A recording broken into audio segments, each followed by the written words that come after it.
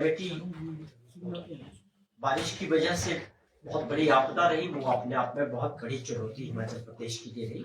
हमारे प्रदेश के इतिहास में पहली बार ऐसा नुकसान हुआ।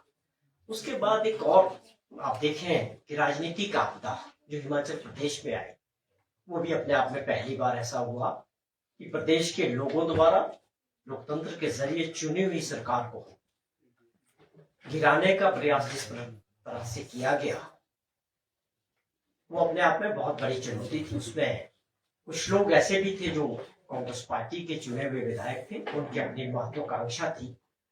उन लोगों ने भाजपा के साथ मिलकर प्रदेश की चुनी हुई सरकार को कमजोर करने के अलावा गिराने का पूरा प्रयास किया।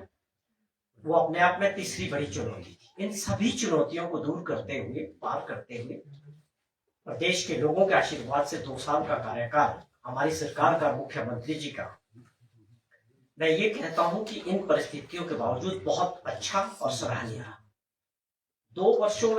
पहले 2 वर्षों में जो बजट पेश किए हमारी सरकार ने, उसमें साफ तौर पे इस चीज पे फोकस रखा गया कि हिमाचल प्रदेश के अंदर आने वाले समय के लिए विकास की दृष्टि से और दूसरे तरह से प्रदेश को किस तरह की पटरी पे आगे बढ़ाना है। बार बार मुख्यमंत्री जी इसका जिक्र करते थे कि व्यवस्थाएं हैं जो बनी हुई हैं, कई वर्षों से चल रही, हर क्षेत्र उन व्यवस्थाओं से हट के काम करने की आवश्यकता है, और उसी नजरिए से काम किया, योजनाएं बनाई और बजट पेश किए। उसके परिणाम आने शुरू हो चुके, और आने वाले 1-1.5 वर्षों में जो योजनाएं मुख्यमंत्री जी ने 2 वर्षों के अंदर बजट पे दी, वो जमीनी स्तर पे उतरनी शुरू हो चुकी, और उसके अच्छे परिणाम आएंगे। चाहे आप बात करें कि प्रदेश की जो आर्थिक स्थिति है उसमें तेजी से सुधार हुआ है। जिस तरह का खजाना खाली हमको मिला था हमारी सरकार के दौरान, जब सरकार बनी, 75,000 करोड़ रुपए के ऊपर का कर्जा था, और 10,000 करोड़ से ऊपर की सरकारी कर्मचारियों की और हमारे जो पेंशनर्स है उनकी 6th पे कमीशन की सारी देनदारियां खड़ी थी। हमारे सरकार ने इन चीजों को पार पाते हुए और प्रदेश को कई क्षेत्रों में आगे बढ़ाने का प्रयास किया। साफ तौर पे जो सरकार होती है उनकी ये जिम्मेवारी भी होती है कि वो प्रदेश के विकास के लिए, प्रदेश की जनता के लिए बड़ी योजनाओं पे काम करे, और दूरदर्शी योजनाएं होनी चाहिए जिसके आने वाले समय में प्रदेश की जनता को फायदे मिले। इस उद्देश्य से हमारी सरकार ने बड़ी योजनाओं पे काम किया, जिसमें आप समझें कि ग्रीन हिमाचल प्रदेश की अगर हम बात करते हैं तो उसके परिणाम आने शुरू हो गए कि आज हम इलेक्ट्रिक बसेस की तरफ और इलेक्ट्रिक गाड़ियों की तरफ प्रदेश को ले जा रहे हैं, जो अपने आप में देश में एक अग्रणी राज्य बना है हिमाचल प्रदेश। बड़े राज्यों भी इस योजनाओं को इस तेजी से आगे नहीं बढ़ा सके, जिससे हिमाचल प्रदेश ने इसको आगे बढ़ाने का प्रयास किया है। और आज हम 300 बसेस, इलेक्ट्रिक बसेस खरीदने जा रहे हैं आरटीसी में। बहुत जल्दी ये बेड़ा जो है शामिल होने वाला है। और उसके अलावा इसके लिए जो इंफ्रास्ट्रक्चर है, चार्जिंग स्टेशन है, पूरा एक इंफ्रास्ट्रक्चर पे बहुत जोरों से काम हो रहा है। हर योजना को बनाने में और जमीन पे उतारने में बड़ी परेशानियां होती है जब आपका खजाना खाली हो। उसके बावजूद हमने ये योजनाएं रिकॉर्ड टाइम में आगे बढ़ाई, और इसके परिणाम आने शुरू हुए। आप समझे कि प्रदेश की आर्थिक स्थिति ऐसी थी कि हमारे बिजली बोर्ड और एचआरटीसी 2 ऐसे निगम थे जो हमारी और आपकी सारी जितनी सरकार की सबसे बड़ी लायबिलिटीज इन 2 बोर्डों को चलाने के लिए देनी पड़ रही थी। मुख्यमंत्री जी ने अपनी प्राथमिकता तय की कि इन दोनों को मैं अनुशासन लाके इसके ऊपर अच्छे कड़े फैसले लेंगे। बिजली बोर्ड के को भी अपने पांव पे खड़े करने के प्रयास करेंगे, और एचआरटीसी को भी हम जो है भविष्य के लिए अपने पांव पे खड़े करेंगे कि जो सरकार का जो बोझ है वो कम करना है। और इसी दृष्टि में अब आप समझे कि अभी जो हम बसेस चला रहे हैं उसमें तकरीबन 70 से 75 रुपए पर किलोमीटर खर्चा आता है एचआरटीसी का, पर किलोमीटर, जो डीजल की बसेस चल रही है। बस का खर्चा भी सरकार दे रही है खरीदने के लिए, डीजल बसेस के लिए। उसके अलावा ये खर्चा आ रहा है, और ट्रांसपोर्ट घाटे में। लेकिन जिस दिन हम इलेक्ट्रिक बसेस पे जाएंगे, हमारे काफी हद तक आप समझें जो खर्चा है 5 से 7 रुपए, 10 रुपए पर किलोमीटर पे आ जाएगा। तो ये इस सोच के साथ हम ऐसे फैसले कर रहे हैं कि प्रदेश को लॉन्ग रन में इन चीजों की तरफ ले जाने की आवश्यकता है, और ये फ्यूचर की टेक्नोलॉजी है, इसको प्रदेश अपना रहा है। ये मैंने एक एग्जाम्पल के तौर पे आपने जिक्र किया कि किस प्रकार से हम सोलर ऊर्जा में आगे जा रहे हैं, और रिकॉर्ड टाइम में जो है प्रोडक्शन पे आए हैं, और 2-3 और सोलर ऊर्जा के जो प्रोजेक्ट्स हैं वो बहुत जल्दी जो है प्रोडक्शन में आएंगे। सोलर ऊर्जा इज ऑल्सो एक क्लीन एनर्जी है और उसका बिजली का हाइड्रोल में भी हमारा फोकस है कि इन क्षेत्रों को आगे बढ़ा के हिमाचल प्रदेश को पोल्यूशन रहित भी रखना है और साथ में जो है ग्रीन भी बनाना है। तो ये कुछ ऐसी योजना है जिसपे हमारी सरकार ने पहले 2 वर्षों में तेजी से काम किया और बहुत सारी योजना है। आप एजुकेशन की बात करें तो Rajiv Gandhi day boarding schools अपने आप में इस सरकारी स्कूल में पढ़ने वाले बच्चे एक उनके अंदर एक कॉम्प्लेक्स रहता है कि वो जो इंग्लिश मीडियम स्कूल प्राइवेट जो स्कूल्स है या कॉन्वेंट स्कूल्स है उनके मुकाबले अपने आप को कम ना समझे, उस बात को समझते हुए हमारी सरकार ने ये ऐसे स्कूल है उसमें कई जगह टेंडर्स हो चुके हैं। 50 बीघे में एक स्कूल बनाने जा रहे हैं जिसकी कॉस्ट लागत एक स्कूल की 40 से 50 करोड़ रुपया खर्च कर रहे हैं। कारण यही है कि उसमें पढ़ने वाले जो बच्चे हो वो अपने आप को ये महसूस ना करें कि सरकारी स्कूल के बच्चे किसी तरह से भी कम है। ये बहुत बड़ी महत्वाकांक्षा योजना सरकार की जो जमीन के उतरनी शुरू हो चुकी है। बहुत सारी जगह जमीनें एक्वायर कर चुके हैं और कई जगह टेंडर्स हो चुके हैं। तो ये बड़ी योजना है। मैं कुछ एग्जाम्पल्स के तौर पे आपको बता रहा हूँ और बहुत सारी योजना है। अगर आज हिमाचल प्रदेश पहला ऐसा राज्य बना कि जो दूध का एमएसपी देने वाला है, दूध की कीमत में जो बढ़ोतरी होती थी पर लीटर 1 रुपया 2 रुपया बढ़ता था, लेकिन हमारी सरकार ने, मुख्यमंत्री जी ने इस बात का जिक्र किया कि हमारी प्राथमिकता रूरल अर्थव्यवस्था को मजबूत करना है। ग्रामीण अर्थव्यवस्था को मजबूत करने के लिए आवश्यक है कि गांव में रहने वाले लोग जो दूध का काम कर रहे हैं उन महिलाओं की जेब में 10 से 12 हजार रुपया अगर महीने का उनकी जेब में जाएगा तो वो अपने बच्चों को पढ़ा पाएगी, अपने परिवार को चला पाएगी। तो आप समझे कि 10 रुपए लीटर और भैंस के दूध में 15 रुपए लीटर की जो बढ़ोतरी की, उसके परिणाम ये है कि आज जो हम हिम फैट के जरिए मिल्क फैट के जरिए जो दूध एक्वायर करते हैं, लोगों का जो खरीदते हैं, उसमें बहुत बड़ा इजाफा हुआ है। और आप ये समझें कि उस तरह से लोगों के जेबों में सीधा पैसा गांव के क्षेत्र में मिला है और इसके अच्छे परिणाम सामने आए। ये वो मैं एग्जांपल्स कोट कर रहा हूं जो नीतियां होती है सरकार की, प्रदेश के विकास के लिए बनानी जरूरी होती है। ये जैसे जैसे समय आगे जाएगा ये नीतियां आगे बढ़ेगी, लोगों तक पहुंचेगी और इसके परिणाम और अच्छे आने शुरू होंगे। ये लोगों तक, लास्ट व्यक्ति तक जाने की जो हम बात करते हैं समाज में, उनको समाज के धारा से जोड़ना है, विकास के साथ जोड़ना है। ये हमारी सरकार की प्राथमिकता है। लेकिन लगातार इन 2 वर्षों में जिस प्रकार हिमाचल प्रदेश में विपक्ष की जो भूमिका रही, विपक्ष के नेताओं की जो भूमिका रही, मैं समझता हूं अपने आप में बहुत दुर्भाग्यपूर्ण रहा। मैं अपनी बात करता हूं केवल इसलिए इस बात का जिक्र नहीं करता कि केवल मुझे उनके खिलाफ कुछ बोलना है, विपक्ष के नेता के खिलाफ। मैं एक बार बार एहसास दिलाना चाहता हूं कि विपक्ष भी हिमाचल प्रदेश की जनता के लोग हैं, उनका नंबर कम है, आज वो विपक्ष की भूमिका निभा रहे।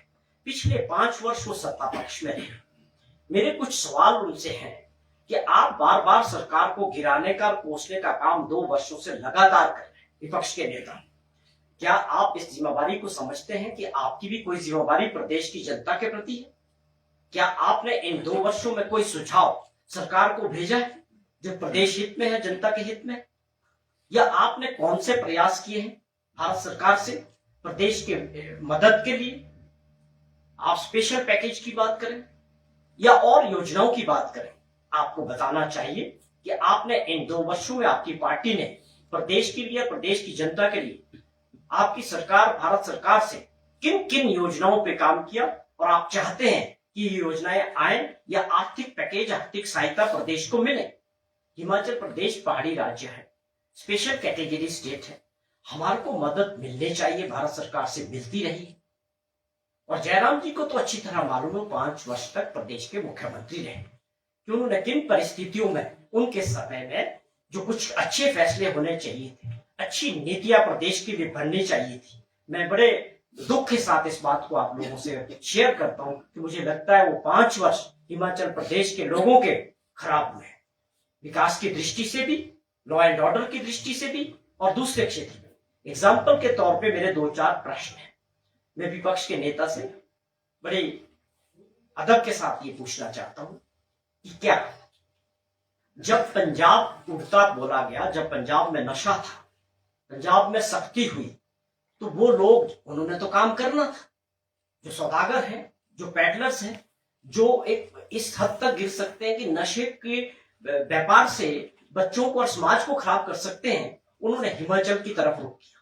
हिमाचल उनको एक ओपन स्टेट मिला जहां कोई पूछने वाला नहीं था, जहां किसी ने पूछा नहीं। आज दुर्भाग्यपूर्ण वंश देखिए आप कि आज नशा गांव, छोटे से छोटे गांव तक, छोटे से छोटे स्कूल तक और गांव तक पूरे हिमाचल प्रदेश में पहुंच चुका है। दुख इस बात का है कि पिछले 5 वर्षों में इस ओर ध्यान नहीं दिया पिछली सरकार ने। माननीय पूर्व मुख्यमंत्री जी को ये बताना चाहिए कि आपके समय में नशे को लेके कौन सी गंभीरता थी, कौन सी योजना बनाई, कौन सी प्लानिंग की आपने।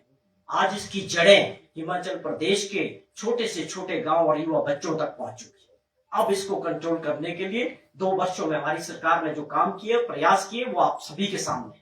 हम उसके ऊपर किसी दिन आपको पूरा डेटा भी बताएंगे कि कितने केसेस पकड़े जा रहे हैं, कितने लोग पकड़े जा रहे हैं, हमने कैसे इसको काबू करने के लिए कैसी योजना बनाई है, इसका मैं किसी दिन पूरा जिक्र आपके सामने, प्रदेश की जनता के सामने रखूंगा।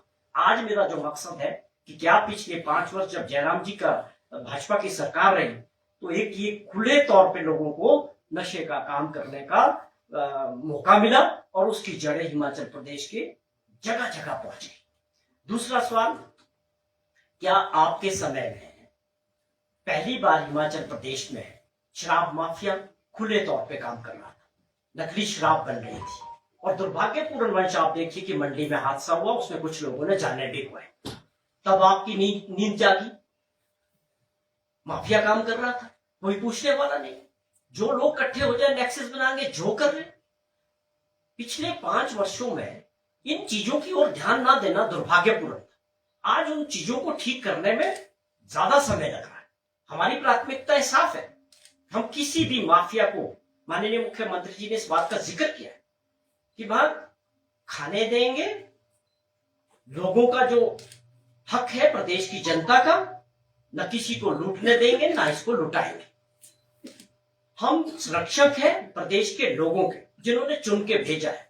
ईमानदारी के साथ माफिया को तोड़ेंगे जो पनप चुका है पिछले 5 वर्षों में, क्योंकि उस वक्त उनको रोकने वाला कोई नहीं था। आप माइनिंग माफिया की बात करें, बहुत ताकतवर हो गए लोग, उनके पास पैसा आ गया, 100 करोड़, 50 करोड़, और वो संपदा किसकी लूट रहे? हमारी और आपकी और प्रदेश की जनता की। कोई पूछने वाला नहीं था। आप माइनिंग अफसरों के साथ मिलकर पैसे वाले लोग 10, 20, 50 लोग आपका और हमारा सारी संपदा को लूट रहे, खुली लूट की, कोई पूछने वाला नहीं था। उसी प्रकार एक और आपको बताऊं कि हिमाचल प्रदेश का नाम बदनाम किया। पहली बार सुना कि हिमाचल प्रदेश में पेपर माफिया भी काम करने लगा जयराम जी के टाइम। खुले तौर पे पुलिस भर्ती के पर्चे भी थे, सबके सामने इंक्वायरीज हुई। पुलिस की भर्ती थी, पुलिस ही भर्ती करवाने वाली थी और उन्हीं के लोग पेपर बेचने वाले थे। ये उपलब्धियां थी आपकी। और उसके बाद जो हिमाचल सबऑर्डिनेट कमीशन में जिस प्रकार वो भर्तियों का अड्डा बन चुका था, लगातार वो पेपर बिक रहे थे, जो भी एग्जाम्स हो रहे थे सारे बिके जा रहे थे। इंक्वायरी हुई, सरकार आई, हमने उसमें अरेस्ट हुए लोग, उसको साफ सुथरा किया। और जो ये पेपर माफिया पनप रहा था अपने पैसे के लिए, कुछ चंद लोगों के अधिकारों को मार रहे थे, लोग बच्चे जो मेहनत कर रहे थे उनको नौकरियां नहीं मिल रही थी। मेरे सवाल ये है कि आप किस चीज से लेके आप आज की सरकार को कोसते? क्या आप पीछे मुड़ के देखते हो कि आपके 5 वर्ष में हिमाचल प्रदेश किस दिशा में जा रहा था? कौन सी उपलब्धि थी आपकी? हम आपसे प्रश्न करते हैं, आप जवाब दें, बताएं ये हमारे सवाल गलत है, हमको गलत साबित करें कि हमने जो ये बातें कही है आप इसको गलत साबित कर दें कि ये हुआ नहीं आपके 5 वर्ष। अर्थव्यवस्था का आपने बेड़ा गर्क किया, कोई एक कदम नहीं उठाया कि जिससे नए तौर पे कोई हिमाचल प्रदेश की रेवेन्यू बढ़े, कोई ऐसे फैसले लिए। तो कहने का मतलब है कि हर तरह पिछले 5 वर्षों में जब इनका राज रहा, चारों तरफ माफिया खुले तौर पे काम करता रहा, चाहे वो नशा से संबंधित था, चाहे वो माइनिंग से संबंधित था, फिर वो भर्तियों से संबंधित था। ये सारी बातों को ठीक करने के लिए हमारी सरकार ने हर तरह काम करने का अच्छे से पूरी प्लानिंग के साथ प्लान किया है।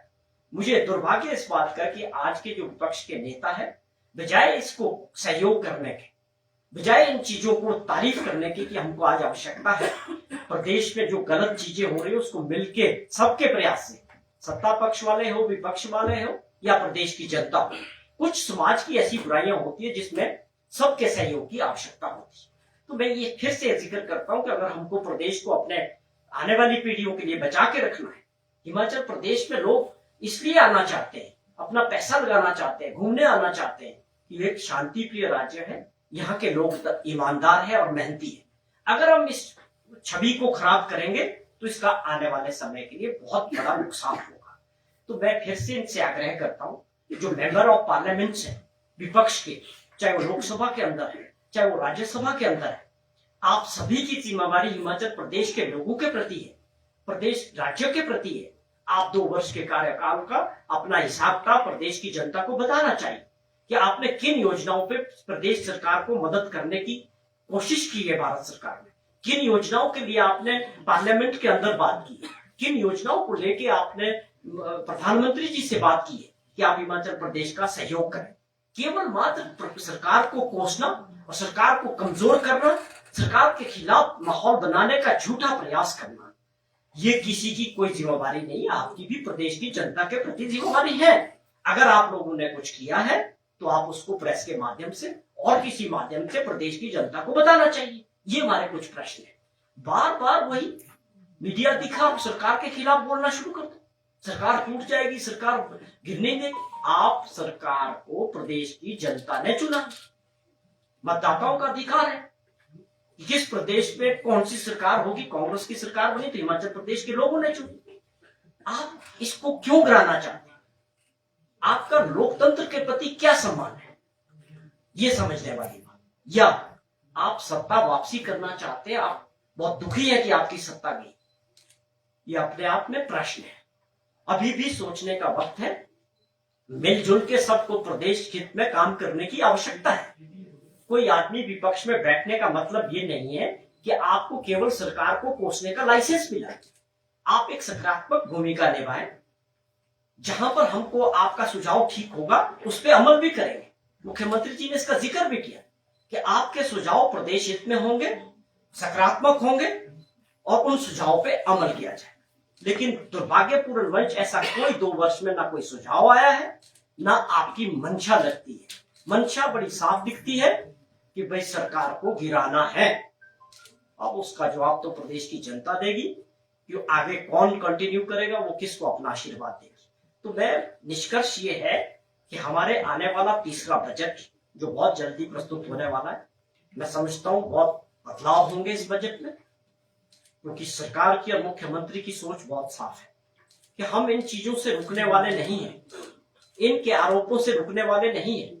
व्यवस्थाओं को बदलना पड़ेगा और वो समय की आवश्यकता है। और उस एक और झलक तीसरे बजट में दिखेगी कि लोगों के लिए, प्रदेश के गांव में रहने वाले हर वर्ग के लिए ये प्रदेश सरकार इस बजट में कुछ लाने वाली है। और मैं समझता हूं कि ये आने वाले समय के लिए जो बार बार मुख्यमंत्री जी जिक्र करते हैं कि हमारी जो अर्थव्यवस्था है 2027 तक वो बहुत मजबूत होगी।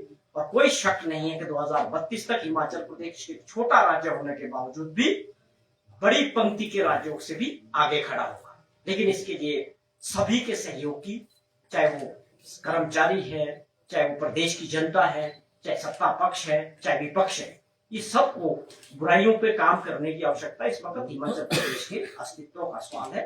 जिस प्रकार हम नशे की चपेट में हमारी नई पीढ़ी जा रही है, ये एक ऐसी समाज की बुराई है कि हम सब लोगों को मिलके, चाहे मीडिया के हमारे बंधु हैं, सबको अपना समाज के प्रति काम और दायित्व निभाना पड़ेगा। नरेश जी, विपक्ष जब सत्ता में थी तो उन्होंने भी नशे को रोकने के लिए टास्क फोर्स बनाई और इन स्टेट्स के साथ जो है वो कमेटी का भी गठन किया गया। अब इस सरकार में भी टास्क फोर्स बनी है, लेकिन बॉर्डर्स के माध्यम से जो नशा आ रहा है उसको रोकने के लिए किस तरह के प्रावधान है? और पुलिस कर्मचारी भी नशे के साथ पकड़ा गया था, तो क्या लगता है पुलिस की मिलीभगत से ये नशा कारोबार आगे बढ़ता है?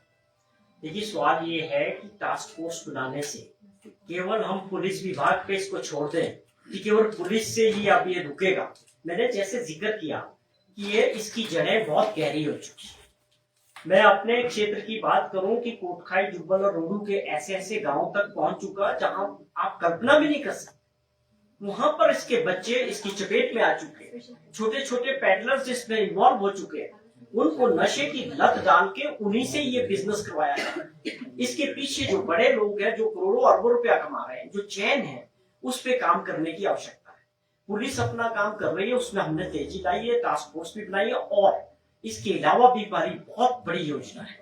हम बार बार हर क्षेत्र, हर प्लेटफॉर्म से माननीय मुख्यमंत्री जी, हमारी सरकार इसका जिक्र करती है कि समाज के अंदर एक सोच पैदा करने की आवश्यकता है। सबके सहयोग से ये हो पाएगा। उसमें बच्चों के पेरेंट्स भी है, उसमें स्कूल्स भी है, उसमें एनजीओज भी है, मीडिया का बहुत बड़ा रोल है, पुलिस का अपना रोल है, या हम रिहेबिलिटेशन सेंटर्स बना रहे हैं, हाई क्लास सेंटर्स बना रहे हैं। हमारी बहुत बड़ी योजना है, और आप ये समझे कि हम केवल इसको इसलिए नहीं कर रहे हैं कि हमको कुछ दिखाना है। हम बड़ी गंभीरता से और ईमानदारी से नशे को रोकने के लिए, हिमाचल प्रदेश को बचाने के लिए काम करना चाहते हैं। हिमाचल प्रदेश आने वाले 1-2 वर्ष में नशा मुक्त जो है राज्य बनाना है। ये केवल स्टेटमेंट्स के लिए नहीं है, हमारी सरकार की ये गंभीरता है, और ना ही कोई इसको करके हम कोई किसी पे एहसान कर रहे हैं। ये मुख्यमंत्री जी और हमारी सरकार चाहती है कि जो सबसे बड़ी बुराई आने वाली पीढ़ी के लिए है, इसको हमको सबको मिलके लड़ना पड़ेगा, तब इसके परिणाम सामने आए। नरेश जी, अभी तक का जो अध्ययन है हिमाचल में जो नशे की स्थिति है, ये पुलिस की तरफ से भी ये जानकारी निकल कर आई है, जब तक राज्य सरकार एनसीबी के तर्ज पर कोई एजेंसी, इंडिपेंडेंट एजेंसी नहीं बनाएगी, तब तक नशे का खात्मा असंभव। क्या इस पर विचार करेगी? नहीं, इस पे भी विचार हो रहा। अभी मुख्यमंत्री जी ने होम मिनिस्टर साहब की मीटिंग थी, उसमें भी पार्टिसिपेट किया। उसमें बड़े गंभीर विषय उठे। दूसरे राज्यों से भी जो चेन है उसको कैसे तोड़ना है, दूसरे राज्यों का भी सहयोग होना बहुत आवश्यक है। कि आप ये समझें कि केवल एक राज्य इसको सोचे कि रोक सकते हैं। जो आपसे मैंने जिक्र किया कि अल्टीमेटली तो ये कहीं से आता है ना, चैन तो है दूसरे राज्यों से आ रहा है। वहां पर आपका किस तरह का कोऑर्डिनेशन रहेगा, उन राज्यों से आपको किस तरह का सहयोग मिलेगा, आप कैसी इंफॉर्मेशन उससे मिलेगी, इसके लिए बड़े स्तर पे भारत सरकार भी काम कर रही है। वो एक अलग स्तर है कि एक दूसरे राज्यों से इसकी इंफॉर्मेशन को शेयर करना। लेकिन हमें दूसरी परेशानियां हैं कि जिस प्रकार ये हिमाचल प्रदेश में बढ़ा है पिछले 5 वर्षों में, आप सब जानते हैं कि पहले ये हिमाचल में इस तरह का ये जो सिंथेटिक ड्रग्स आए हैं, जिससे हमारे बच्चे बहुत नुकसान हो रहा है। वो ऐसी लत उनको पड़ रही है, वो अपने रिश्तों को नहीं समझ रहे हैं, अपने परिवार को नहीं समझ रहे हैं, अपने परिवार की हर चीज को बेचने के लिए उतारू हुए हैं। उन बच्चों का कसूर नहीं, हम कैसा समाज उनको दे रहे हैं, वो उसमें जा रहे हैं। उस समाज में बदलाव करने की बहुत आवश्यकता है। सरकारी तौर पे इसकी जो जिम्मेवारी है, सरकार पूरी तरह से गंभीर है, लेकिन बार बार इस चीज का भी आग्रह करते हैं कि समाज के दूसरे वर्ग भी, सभी वर्ग मिलके इसको एक मिशन बना दे कि हिमाचल प्रदेश को नशा मुक्त राज्य बना। सर पुलिस वाले जो चिट्टा तस्करों को पकड़ रहे हैं, अभी पीछे जो एक रोडो का बड़ा माफिया था, उसके काफी लोग पकड़े गए, 30-40 लोग, उनको सबको बेल मिल गई। तो अब शिमला पुलिस ने भी चिंता जाहिर की है कि जितने भी हम लोग पकड़ रहे हैं, बाद में वो सब बेल पे बाहर आ रहे हैं, तो ऐसे में जो है बढ़ावा मिल रहा है।